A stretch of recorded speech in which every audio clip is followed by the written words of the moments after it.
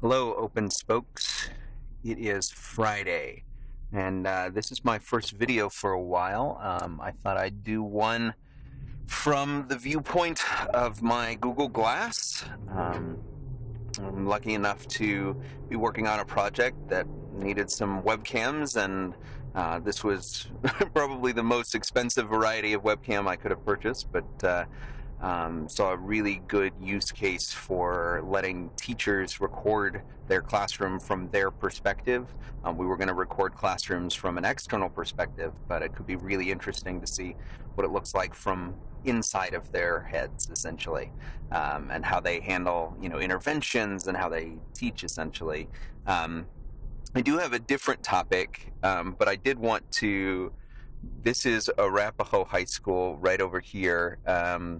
The site of the shooting last week, and it's definitely been on my mind, as I'm sure it's been on a lot of your minds. But I live right over here. My children go to the elementary school that feeds into Arapahoe High School.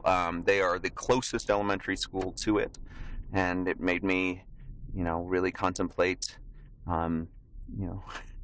my kids and where they are and how happy they are, and whether or not their well-being is going to be determined by somebody else's actions, and trying to find that space where kids don't feel ostracized or outcast. That's really important to me, and one of the ways in which I see that being eliminated, that the isolation that students feel, is when they can work on their passions. And I know a number of the Fellowship of the Open Spokes members are really concentrating on Genius Hour and other ways to let kids in school work on their passions. They don't feel that they are, uncool, or that they are ostracized for the things that they love, but that there is a channel for them. And all of that is sort of preamble to a bigger question, and I think it's inherent in what's going on within Genius Hour is actually finding time to do the things that we are passionate about.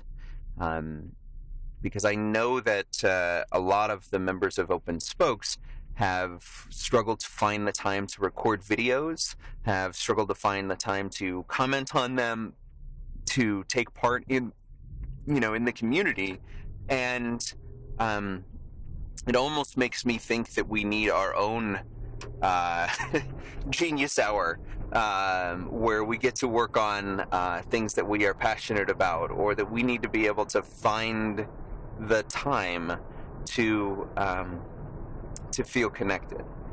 And I think that a lot of the violent acts that we make, even to the point of sending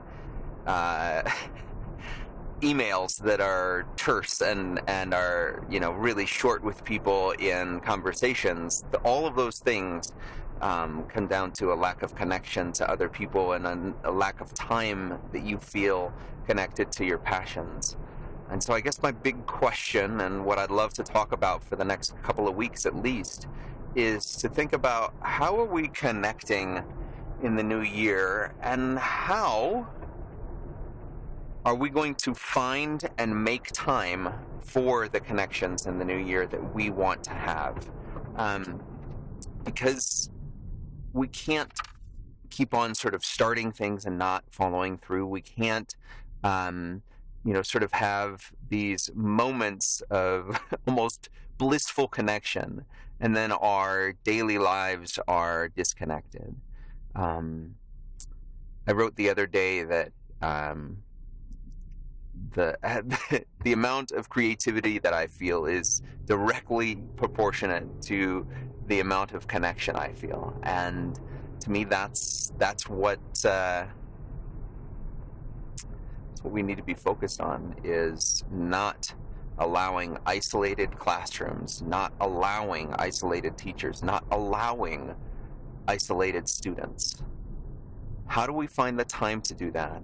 And how do we make connection a priority? That's my big question. Well, thanks for watching Open Spokers, and I hope we get to do this a whole bunch whenever we can find that time in the new year.